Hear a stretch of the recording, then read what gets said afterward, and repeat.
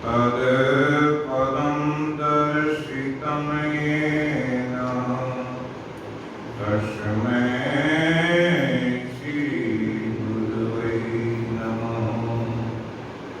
मूकं करोति वाचालं पंगुं लंघयते गिरिं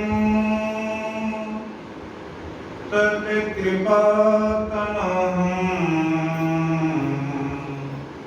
वन्दे परमानन्द माधवम्।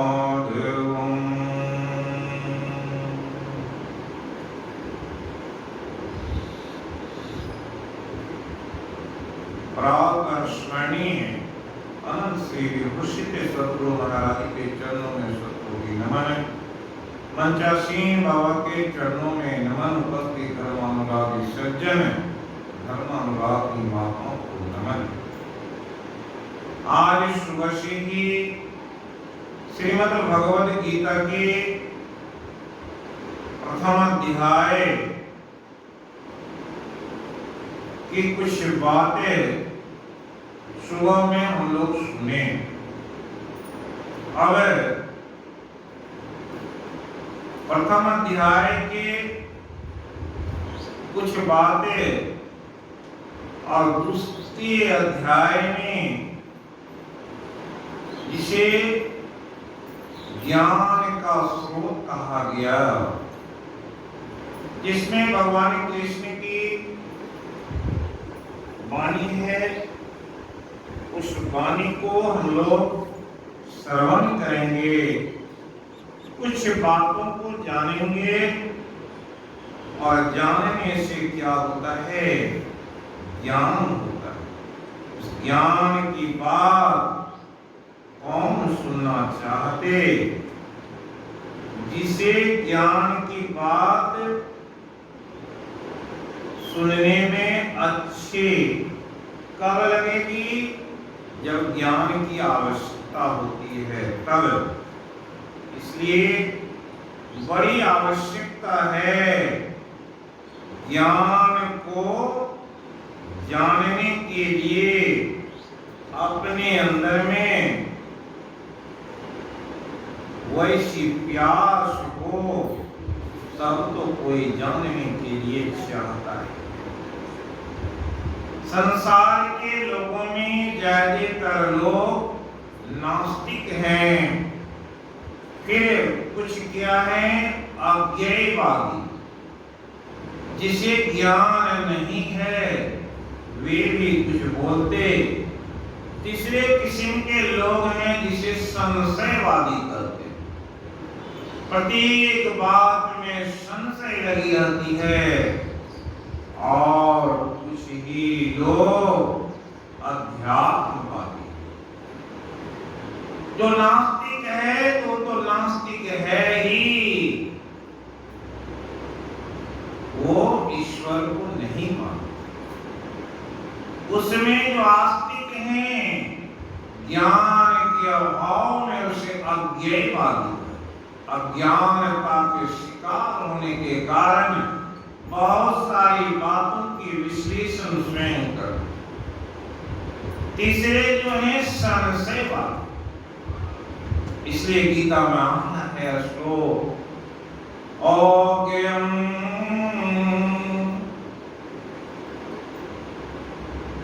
शब्द को लाया है, अज्ञश्च असाधानश्च संशयात्मा विनश्यति। अज्ञश्च नहीं जानकारी रहने पर, असाधानश्च जिसकी श्रद्धा नहीं है, और साधानश्च संशयात्मा, ये संशय कैसे होता है? श्रद्धा के अभाव में और ज्ञान के अभाव में संशय होता है। अज्ञश्च साधानश्च संशयात्मा विनश्यति। नायं लोकोस्ति न परो, न तो इस लोक में वो सुख पाता और न उसे समस्यात्मा विनश्य। क्यों विनाश होता? कि हर बात में कुछ न कुछ में अपनी बुद्धि लगा देते, इसके कारण शास्त्रों को भी झूठा समझते।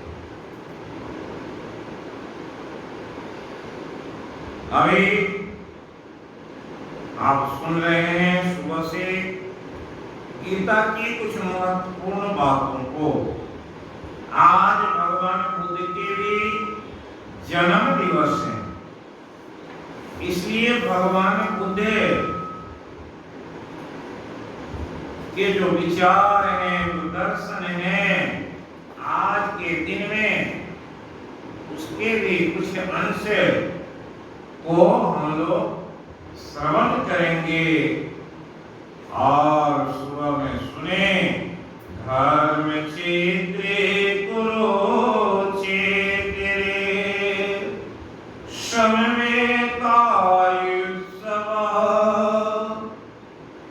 मामका पांडवाश्चैव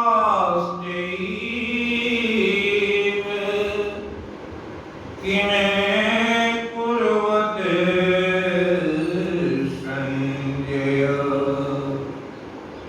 क्षेत्र का अर्थ बताए थे, खेत होता है।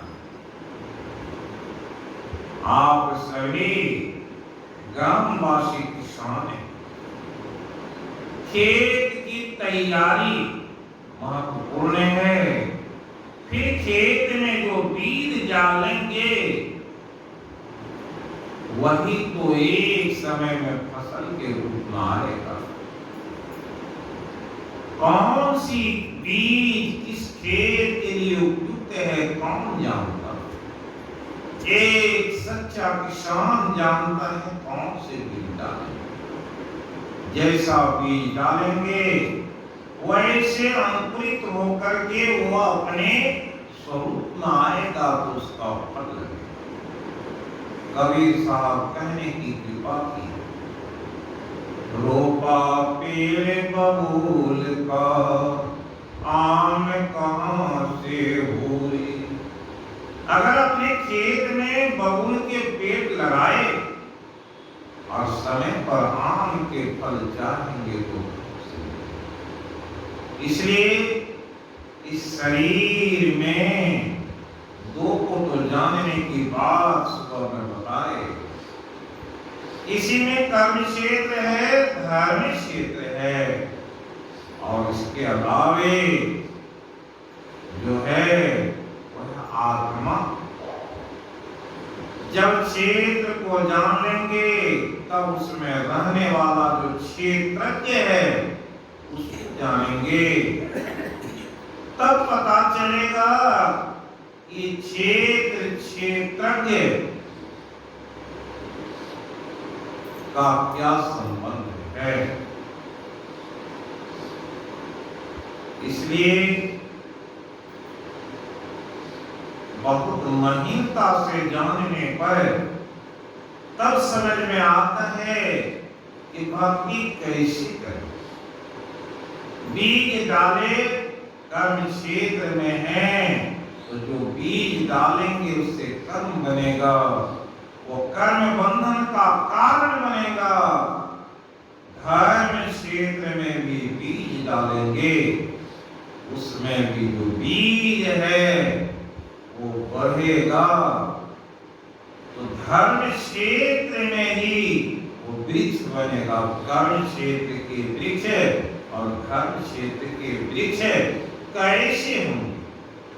गीता में भगवान कहने की कृपा किए। दूसरे अध्याय के प्रथम श्लोक में भगवान कहते हैं अर्जुन से, अर्जुन साधारण पुरुष नहीं, कितना अभ्यासी, कितने वीर, कितने संयमी पुरुष हैं। ऐसे संयमी पुरुष को नर और नारायण के अवतार में कहा गया है। भगवान कृष्ण नारायण हैं, वो अर्जुन नर के अवतार है। सभी लोगों में वे पहुंच सकते, इसलिए भगवान से उनकी कैसी मित्रता है। और वो कह रहे हैं, जब अर्जुन कहा यदि मामो प्रतिकारं शस्त्रं शस्त्रपाणिनः धातराष्ट्रारणे हन्युं तन्मे क्षेमतरं भवेत्।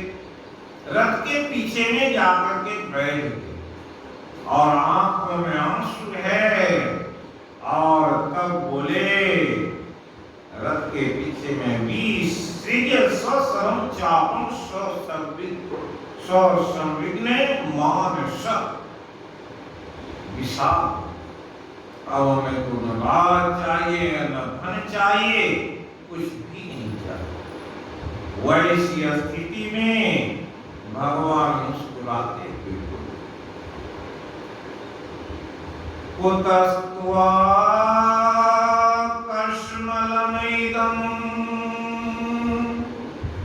बीसमे समुपस्थितम् अनार्जुष्टम् ऐश्वर्यं कीर्तिकरम्।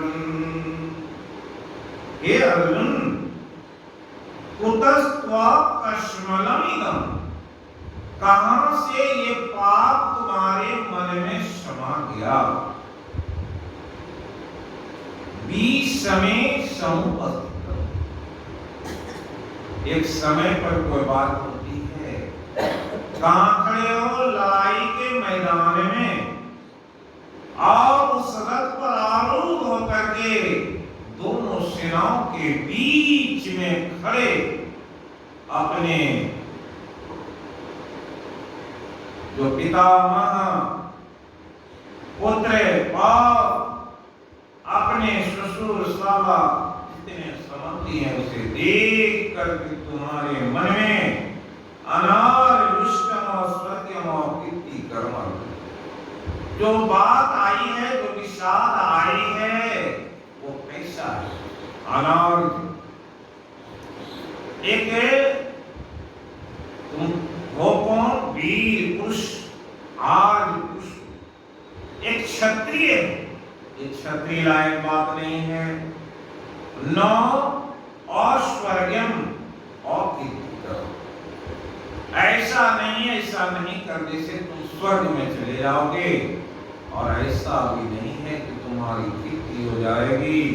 क्लेव्यमासनो गमपात् नोएतते त्वयि उपपद्यते क्षुद्रम हृदय दौर्बल्यं त्यक्त्वा उत्तिष्ठ परन्तप। गीता में बताया गया, ब्राह्मण क्षत्रिय विषाम शूद्राणाम परन्तप, 4 प्रकार के लोगों का वर्णन आया। एक ब्राह्मण जो ब्रह्म को जानता है, उसमें 9 गुण कहा। क्षत्रिय इसमें 8 गुण हैं, और वैश्य के पास 3 गुण, और जो शूद्र होते उसके पास 1 गुण है, सेवा। जन्म से सभी लोग क्या है? शूद्र हैं, चाहे वो ब्राह्मण हो, क्षत्रिय हो, वैश्य हो। क्यों? ये सेवा परमो धर्म है। और इसी कर्म में कहा, तुम्हारे अंदर क्षुद्रता की दुर्बलता कहां से आ गई? कोई क्षत्रिय है, जब वो लड़ाई के मैदान में रहता है, क्षत्रिय का गुण दिया, शौर्यम तेजो धृति दाक्ष्यम युद्धे जो अपलायनम, युद्ध से नहीं, उसमें शौर्य होती है, शौर्यम तेज होता है, और उसके अंदर जो ज्ञान होता है वो कैसा? ईश्वर पर। शौर्यम तेजो धृति दाक्ष्यम युद्धे जो अपलायनम। अच्छा, लेखते वैसे व्यक्ति दानमीश्वर भावश्च दान देने की प्रवृत्ति होती है और ईश्वर पर विश्वास होता है, उसे क्षत्रिय कहते हैं। यहाँ भगवान कहते हैं कि कौन सी नपुंसकता की बात आ गई और तुम इस तरह की बात करते हो, तो क्या है ये दौर्बल्य तुम्हारे हृदय में, इसकी दुर्बलता, क्योंकि तुम तो ऐसे नहीं, तुम कोई ऐसे कर्म नहीं करोगे जिससे अकीर्ति हो जाएगी, जिससे स्वर्ग भी नहीं मिले, कौन सा कर्म। इसी पर भगवान उसे समझा और तब इसके बाद जो बात आती है, ये हृदय में दुर्बलता क्या है, भक्ति के क्षेत्र में जाएंगे। इसलिए तो गुरु महाराज अपने भजन के क्रम में कहे, क्या कहे, आओ वीरो मर्द बनो, अब जेल तुम्हें तजना होगा, मन निग्रह के समर क्षेत्र में सन्मुख फिर डटना होगा। ये क्षत्रियों का काम है, भक्ति साधारण पुरुषों का काम नहीं। पहले सेवा, जैसे सेवा करेंगे तब क्या होगा, सेवा से सद्गुण आते, वैश्य वृत्ति आएगी तो रोज सोचेंगे कुछ पुण्य की बढ़ोतरी हो जाए। सेवा करने से पुण्य अर्जित होता है। जैसे पुण्य जब अर्जित हो जाएगा आप में एक साहस आएगा सन्मुख डटने, उसे छात्र धर्म का। भक्ति कौन करेगा, भक्ति करे कोई सूरमा जाति वर्ण कोई, जो भक्ति करेगा आगे आने वाला लाइन है, सुनेंगे कैसे। बड़ी दृढ़ता की जरूरत है, बड़ी लगन की जरूरत है, बड़ी जिज्ञासा की जरूरत है। जो अड़ा रहेगा क्षत्रिय वध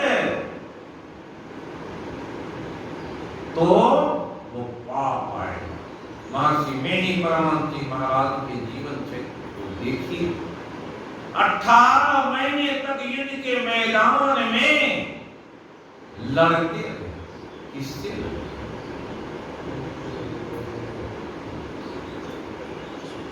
अपनी दुष्प्रवृत्ति और सद्वृत्ति के अंदर में लड़ाई होती है। धर्म क्षेत्र और कुरुक्षेत्र के बीच में कौन है? एक तरफ आपके जन्म जन्मांतरों के संस्कार हैं, आपके अंदर बहुत सारे विकार हैं, और उस विकार से लड़ करके कोई आगे जब बढ़ता है तो वो क्षत्रिय कहलाता है। और अर्जुन क्या है?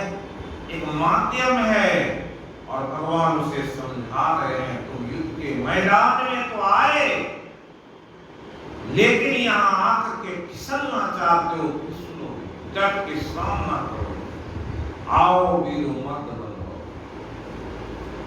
वही तो भक्ति में है। जो यहाँ डटेगा, कैसे डटे, कौन कौन क्षत्रिय हुए, वो छात्र धर्म का कर्तव्य कहां से आया? सुने होंगे कि ध्रुव के बारे में। ध्रुव कौन है? क्षत्रिय। कितना उम्र? 5 वर्ष की उम्र में जैसे ही सुना अपनी सौतेली माता से, अगर इस पिता के गोद में बैठना है तो कैसे बैठोगे? मेरे कोख से जन्म लिया। अपनी माता के पास में गए, माता क्या बोली? बेटा अगर बैठना चाहते हो इस पिता के गोद में क्या बैठना चाहते तो उस पिता की गोद में बैठने के लिए तैयार हो जाओ, जहां से उतरना नहीं पड़ता। इसलिए तो वेद में आया कि मातृदेवो भव पितृदेवो भव, और माता पिता देवता हैं और कवि साहब कहे देवता ही नहीं, प्रथम गुरु है माता पिता, जो रज विधि कर दाता, वही बीज। तो आपके संस्कार में घुला हुआ बीज वो कैसे प्रबल वेग से चलता है और छात्र धर्म को धारण करता है। प्रहलाद भी कैसे राक्षस कुल में हैं, जा रहे हैं। क्या हिरण्याक्ष हिरण्यकशिपु की बात सुने होंगे? जब हिरण्याक्ष मारा गया तो हिरण्यकशिपु के मन में रोष आया कि सारे देवताओं को मिटा देंगे, ये विष्णु बड़ा छलिया है, उसे भी समाप्त कर देंगे। सोचे इसके लिए क्या करना होगा, तब करना। बड़ी कठिन तपस्या करनी है। चले और जाते हैं तो एक सुग्गा आया और बोला नारायण नारायण। तो हिरण्यकशिपु सोचा आज जाता खराब हो गया, घर लौटा और अपनी पत्नी जब देखी उन्हें प्राणनाथ लौट आए। हाँ लौट आए, क्यों लौट आए? इसलिए लौट आए कि आज यात्रा खराब। क्या खराबी हुई? अरे जहां तपस्या करने गए थे उस जगह एक सुग्गा बैठा हुआ था, वो बोल रहा था नारायण नारायण। दयालु के मन में आया, अरे महामानव यात्रा खराब नहीं है, ये यात्रा शुभ संदेश दे रहा है। एक राक्षस के मुंह से परमात्मा के नाम बोले जा रहे हैं। आज से अच्छा शुभ दिन कब? बोले विचार कर लिया, आप 108 बार नाम जपाना, फिर समागम होगा जो होगा वो कैसा? वही धर्म क्षेत्र और कुरुक्षेत्र।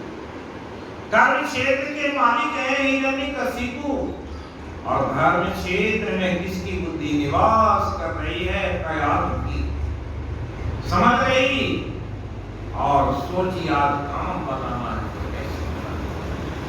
बार बार कुश्ती प्राणनाथ है। एक तोता क्या बोल रहा था? नारायण नारायण। बड़ी बहुमत की बात। वो पक्षी नारायण बोल रहा था और कुछ लेकर के आदि खिलाती और फिर बात करती। बड़ा बहुमत का विषय। आज आपका यात्रा खराब हो। वो कैसा पक्षी था और बोलता क्या बोला हम तो समझ में नहीं आ रहा है, क्या बोला? फिर ये कौतूहल बस 2-4 बार बोल देते नारायण नारायण। भोजन अच्छे भोजन लाई खिलाई। ब्राह्मण आज आप तो कल चले जाएंगे भोजन की, और फिर उससे बोलवा। और संध्या बेला तक होते होते 108 बार वो हिरण्यकशिपु बोला, जीवन को बदल डाला। उस दिन समागम हुए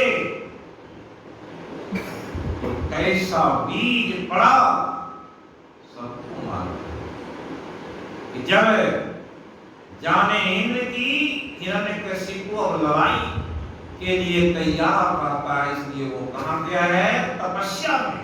और खाली है तो सारे देवता चढ़ाई कर दिए हिरण्यकशिपु के राज पर, सारे भवन को तोड़ डाले और कयाधु को लेकर चलने लगे तो नारद जी पहुंचे। अरे जिसे लेकर के जा रहे हो ये साधारण नहीं महिला है, इसके उदर में ऐसे भक्तराज पल रहे हैं जो नारायण नारायण का सुमिरन माता के उदर में कर रहे हैं सदा। चलो इसे मैं अपने कुटी में ले जाता हूं और इसकी सुरक्षा करता हूं। ये स्थिति है इसके बीज की, और उस खेत में जैसा फसल लगाएंगे वैसा पाएंगे। हमारी स्थिति क्या है तो जानिए। इसलिए गीता में बहुत ऐसी बातों का समावेश है। लोग कहते हैं गीता में लिखा तो बहुत कुछ बोला गया, कहीं गुरु शिष्य की बात नहीं। गीता के दूसरे अध्याय के 7वें श्लोक में गुरु और शिष्य की चर्चा है।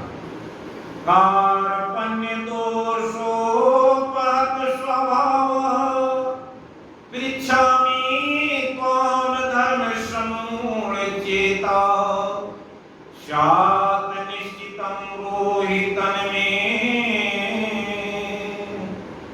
शिष्यतेऽहं साधिमां त्वां प्रपन्नम्। अर्जुन भगवान से कहते हैं, भगवान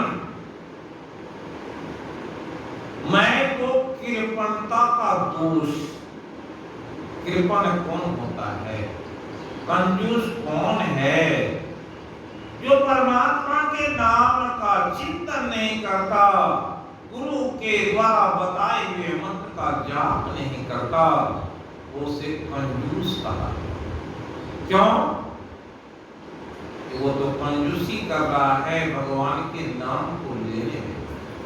कार्पण दोषों कहा कि उससे मेरी चेतना गड़बड़ है, इसलिए पृच्छामि त्वां धर्म समूढ़ चेता। आप तो धर्म के गुण रहस्यमयी जो बातों को जानते हैं, मैं आपका शिष्य हूं, आप हमें राह दिखाइए क्या करना चाहिए। भगवान